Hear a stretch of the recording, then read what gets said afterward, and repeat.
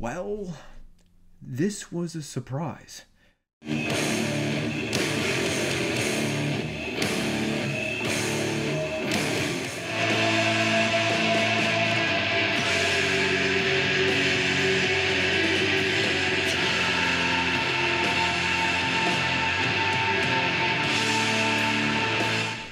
Metalheads, welcome to Graphic Metal, where metal is celebrated with design in mind. This is metal albums that you need to hear that were released during the month of February 2024. FYI, we'll be presenting these based on when they were released. So with that, let's get to it. We keep pushing, boy, but we never listen. That's why we stop. Dance 365 vision hits different.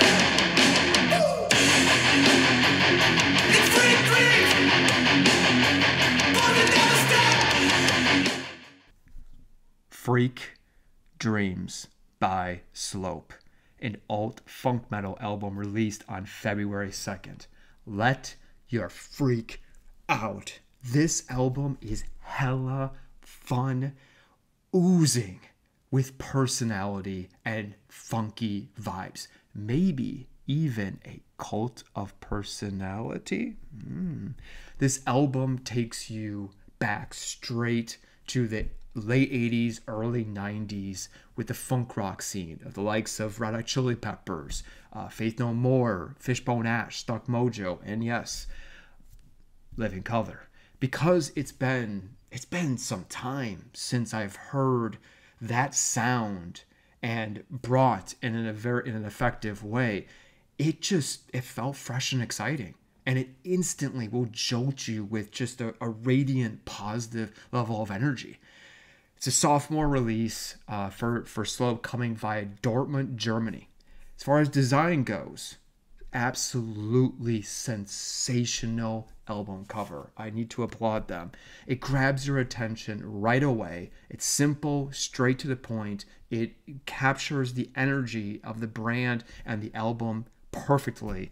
And who doesn't like playing with clay? It must have been so much fun to make. I also love their band name. It's cheeky. Do I recommend it? Poor lyrics, average production, and the song structures are kind of but they do get major bonus points for that branding, the image design, and just overall style and the freshness and the energy that they portray. And you can tell they're just having so much fun. And because of that, yeah, I do recommend it. Graphic Metal rating is an 84.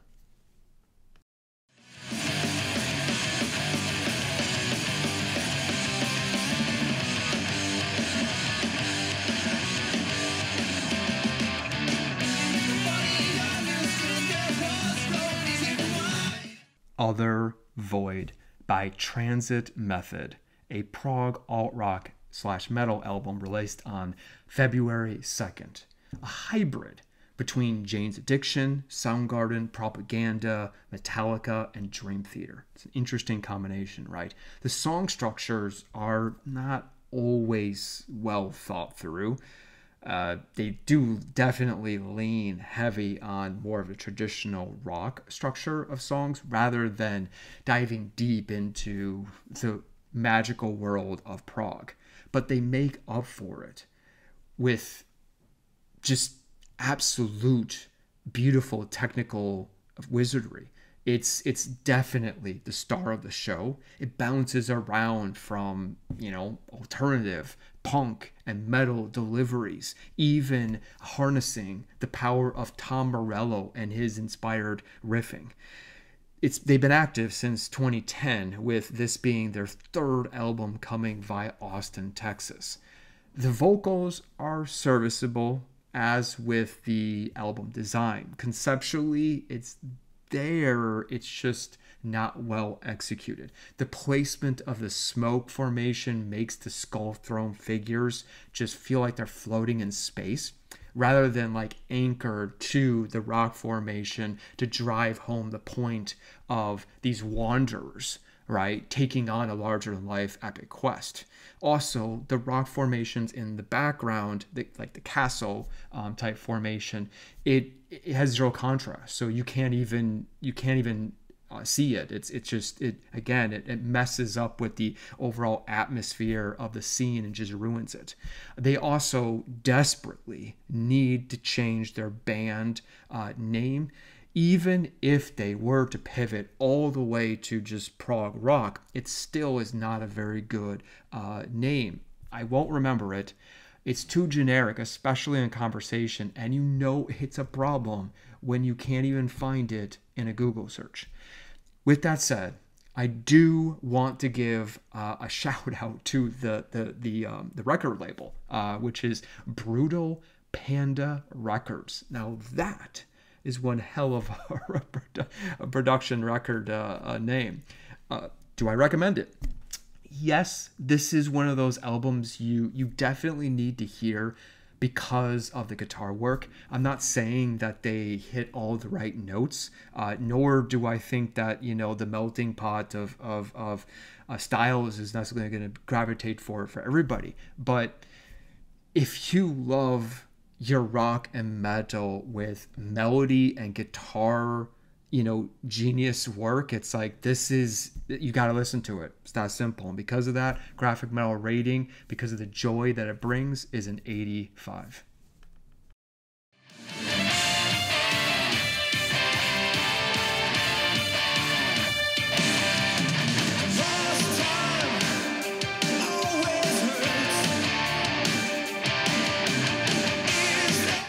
Ultrapower by Striker, a power metal album released on February 2nd.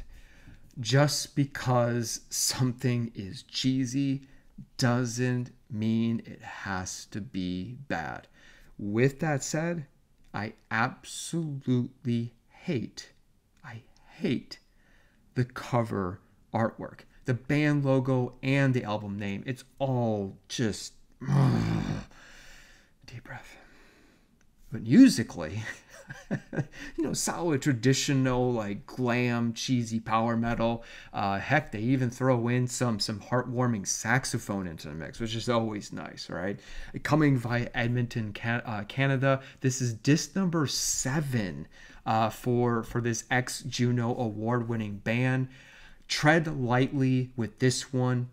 Only come if you are, in fact, of that cheesy, beloved, traditional, power, glam, heavy metal. If you hate Whitesnake, hey, that would be kind of actually cool.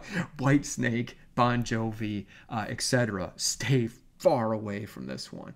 But you want those, if you're a cheesy nerd, then you're gonna eat this you know, power chords and slappy sing along choruses, vocals. Like, you're gonna love this. And you know, Graphic Metal will ding them because of their absolutely poor decisions, design and lyric wise. But you know, I'm gonna blame it on the fact that they probably were juggling too much gasoline.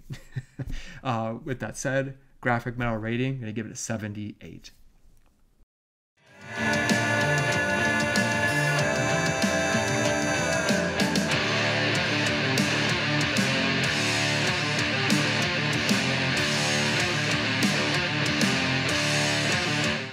Lifeline by Uncomfortable Knowledge, a prog alt-rock metal album released on February 2nd.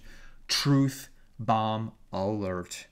You may or may not like what you hear, but kudos to them for creating a unique sound and for having a lot of fun doing it. Also having a very physical or literal realism to their name and also their lyrics, and like they themselves want to provide some truth bombs. It's cool because it takes, you know, like the typical prog rock, you know, scene of today with Riverside, Hack, and, you know, Tool and so forth, and fuses it with like blues and jazz and other classical background instruments. It's an infant band coming from France. It's their sophomore release only. Design-wise, apparently they have a thing for the symbolism of like the peeling back the layers within ourselves, like you know, peeling back the cover or skin, because But on both albums now, what they've been doing is they've been taking to realism figures, but then the face is stripped away and then painted over to show like the bones or you know, the underneath representation, right? I'm not sure if that's the plan, like all the way through, like this is like their branding or that, but it's definitely pretty cool. I think it's a smart decision. I'll admit, I didn't like this one at first, but it started to grow on me the more that I listened to it. They still need a lot of work with their delivery and their time signatures in particular. It's a little rough from time to time. The vocals are also not great. They kind of have a tendency to be yelling at you, which feels more like a hardcore punk delivery rather than like a punk or sorry, a prog or alt type vibe. So, but with that said, I do appreciate the unique effort, and I think that they have something going if they keep pushing it further, but they're not there yet. GrafikMetal rating is a 66.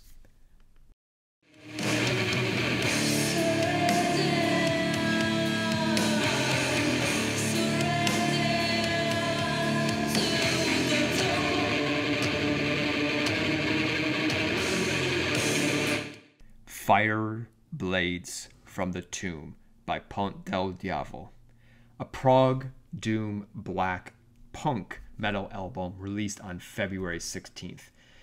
An incredible debut for this band coming via Turin, Italy.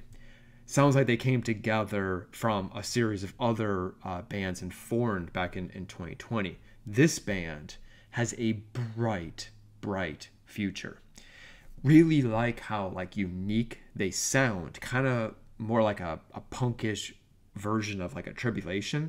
Actually, I don't want to throw you off by the punk identifier because this is not a punk band, but I think that the vocal technique that Erba uses blends between doom and punk. And actually, now when I'm thinking about it, I think Erba is the like secret weapon of this band, because they clearly have impeccable chemistry and really have a lot of fun and have a lot of experimentation and creativity within them. I'd say, you know, at their heart, they are a prog band, and you know, in order to pull off this much creativity, you need to have a great vocalist, much like what Casey Lee Williams does for like Okay Goodnight.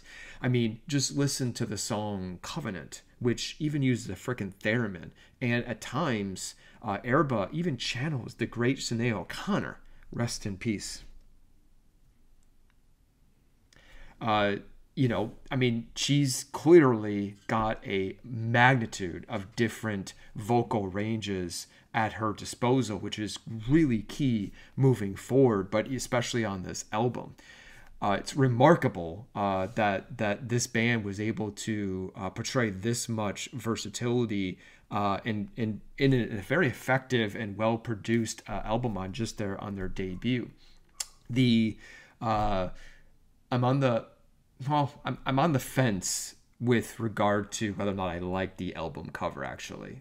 The good news is that as a result of that reaction, it can't be bad, right? But at the same time, I think that it would have either been better if they just stripped out the circled lines inserting in, or because I do think that there's value to it into the concept of what they're trying to portray. I just think that it needs to be reworked because as it stands, it looks really bad. It just looks almost like a mistake. The mono with gold like color scheme, simplicity of it, I think is great. The band name is solid. It actually translates to Devil's Bridge. They do need a band logo. I mean, the one that I've looked up, it's not that great. So they definitely need to work on that. It seems like they're pretty good writers, from what I can tell based on translation. And actually, I want to call attention to the song title. It's Red as the Sex of She Who Lives in Death. Nice. Very nice. Ultimately, do I recommend this album? 1,000 times, yeah. Great diversification. You'll hear like evil sounding violins, like I mentioned, a theremin, piano, trumpets, and other like sound effects that really just add this atmospheric feeling to it that really elevates it. And like I said, the production is pretty solid, so I'm excited to hear where they go from here. But for right now, I'm loving it, and GrafikMetal does too. And the rating is, I'm gonna give this one an 89.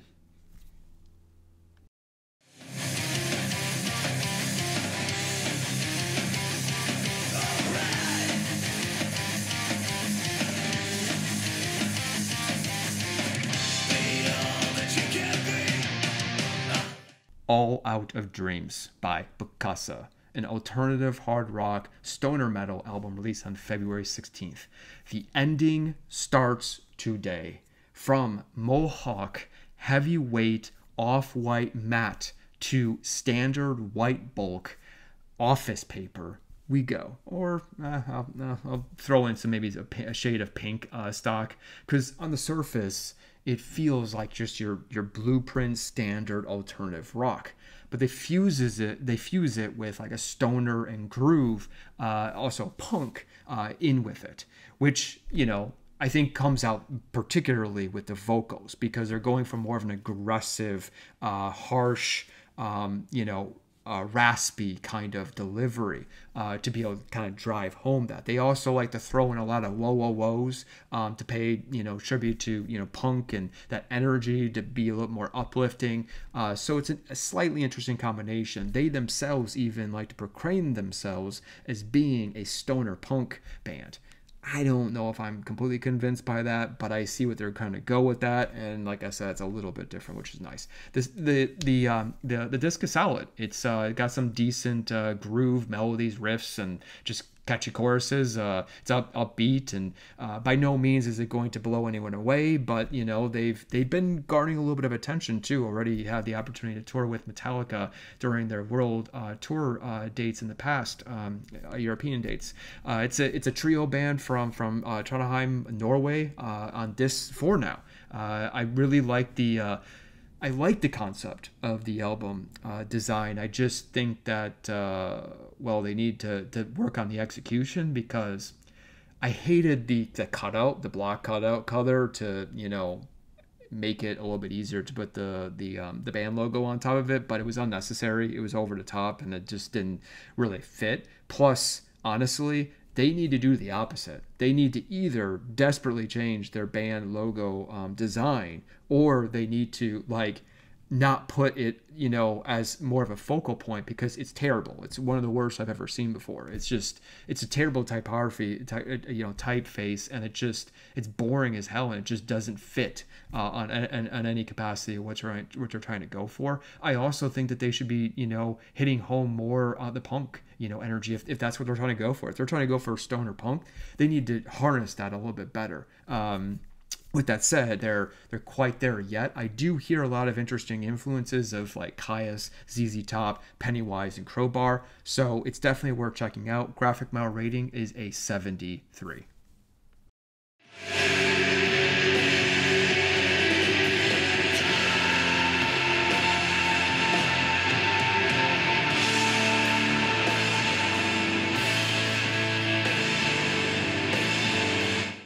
Ilion by Slift, a stoner psychedelic space rock experimental metal album released on January 19th. I missed talking about this one last month, so I'm going to do so now.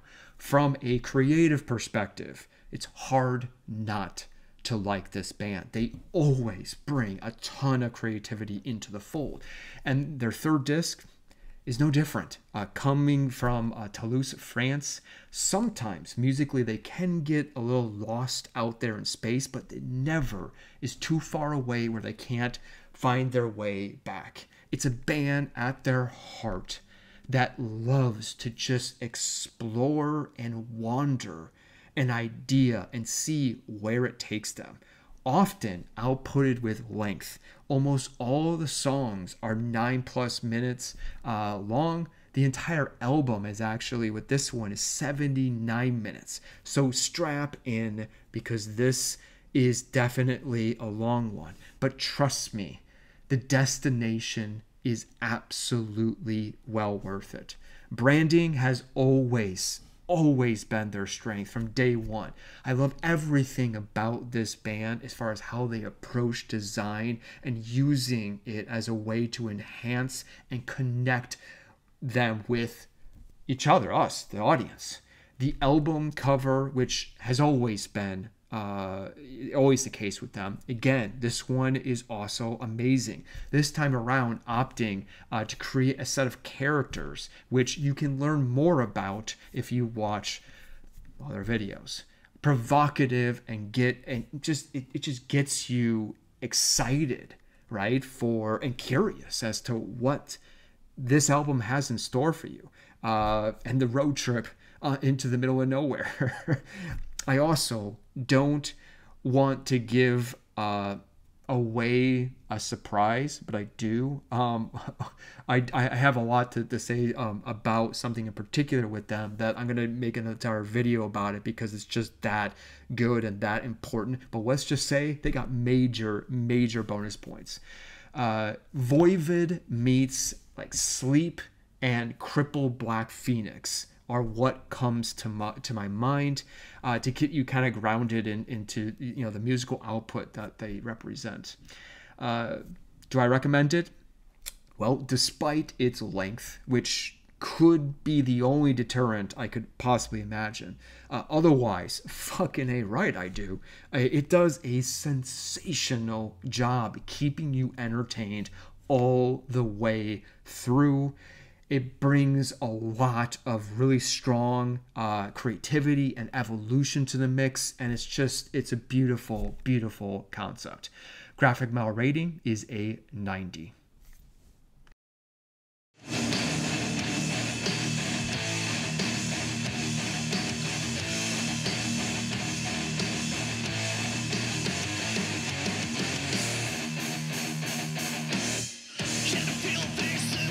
Sound and Fury by Dustbolt, a groove thrash nu metal album released on February 23rd.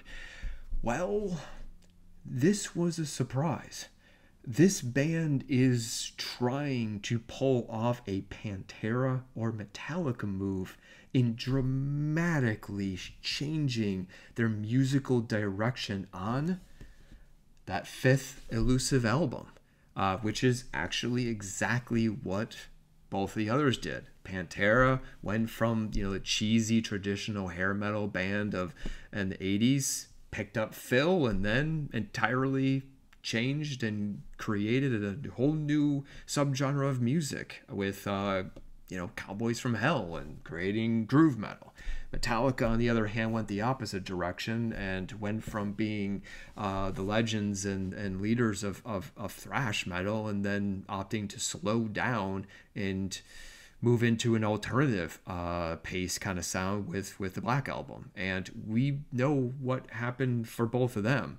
So in the case with Dustbolt, they are coming via Landsberg, Germany. And, on their previous 4 albums, they've been a strictly thrash metal, actually, part of the new wave of thrash metal scene. But on Sound and Fury, they are trying to copy, well, similar to Metallica in that like a new metal alternative, type vibe. So question is, how did they fare? I mean, that's a bold change. But yeah, not good. Kidding. Well, not kidding in the sense of probably with the fans out there of Dustbolt in the past and just the popularity of most of the masses, they probably hate it, but I'm a little bit different. I on the other hand, I hate graphic metal here. We stand by creativity, and I love the move in the new style. It's like Avenged Sevenfold on Hail to the King or the Black Album, right? Or it's got Pantera riffing all over the place, which how can you not like that? It takes major guts to make this much of a drastic change of direction, I applaud you, Dust Bowl. I mean, seriously, it's not an easy thing to do, and the coolest thing is getting the chance to see how talented they are. I let's be completely honest. I was very familiar with Dust Bowl. I listened to all their albums beforehand, but it's not like they were winning any awards in the thrash scene. I mean, they were just one of those another copy clones of the new wave of thrash metal. That was all that they were. So, but on this one, you get to hear like them and at their craft. I had no idea Lenny could sing that well. I had no idea, along with him and Flo, I had no idea they had that much creativity in their guitar playing. Or Nico was even doing his best impression of like Charlie Bennett. He could drum with that much groove, right? I know I'm in a minority here, but just as I was in the minority of the transition into the 90s, when all these metal bands were having to handle what they were going to do with when grunge came, right? When grunge came, it was like, oh, what are we going to do? We have to simplify, slow things down, and focus more on specifics, grooves, and choruses and things of that nature. It's actually harder in many ways, but not all of them were successful at it. But and in this one, it also kind of reminds me of it has like this kind of slick, almost like Living Color and Faith No More kind of energy to it, which, I mean, let's be honest, if you're going to try to pull off groove, you got to come with a lot of swagger. Like, that's the key. I'm sure you're all probably going to ignore me, but if you do happen to listen to it, I highly recommend listening to it multiple times, because this is one that kind of grows on you. You're not going to really kind of, I mean, you pick this up and you're familiar with Dust Bowl, and you take one listen to it, like, what the hell is this? And then you're off, you're done. But if you give it a chance to soak it up and really become one with it, what I really like is that each time I've listened to it, it's grown on me, because each time I've heard something new and exciting and different. That's part of its greatest asset, is the fact that every song is different. That's part of the thing I liked about those quote-unquote grunge metal of the early 90 albums. I mean, case in point is that Sound of White Noise, underrated as hell. It's one of my favorite albums of all time. It's just an unbelievable album, yet no one ever really talks about it, let alone even talks about it within Anthrax themselves. Wanted to kind of circle around into the design, because with this direction, they were trying to pull off the same thing. I get what they were trying to do. They were trying to announce, hey, pay attention, we're different now. This is a different direction. But unfortunately, it's a very disappointing and lazy and lackluster album cover design, which is even more annoying because it was there. It was right there in front of you. The photos of the members are great. Use them. And the stupid gradient, like around, like it's awful. Like, all that they had to do was just bring those characters, the photos, right, of the members, just bring them up in the foreground a little bit more, so this way you can take in, the charm of the energy of each one in their different body positions that they're in. Just bring that up, and then just get rid of the gradient and just have a white background. Boom, boom, boom, done. Be done with it. Right? Would have been awesome. Now, with that said, I do think that they also should have done one other thing, which is change their band logo.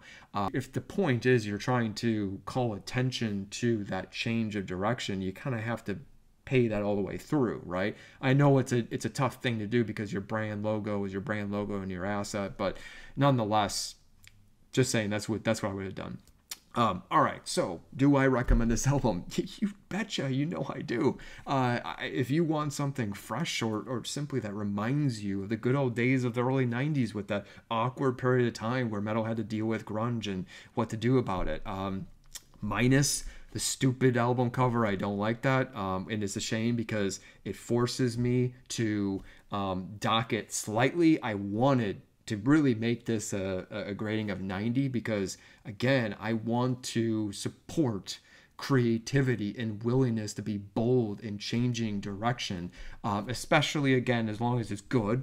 Naturally, that's how the world works, right? But nonetheless, because the album cover, Graphic Metal rating, I'm gonna give it 8. All right, that was the list, and as always, an update. I keep saying this, but I really am close to finishing up my designs, getting the website back up and running, and getting the rest of the social media channels set up. And I got a lot more content on the way very soon. Until the next time, keep on rocking, and remember to support the rock and metal community. We all need each other. Cheers.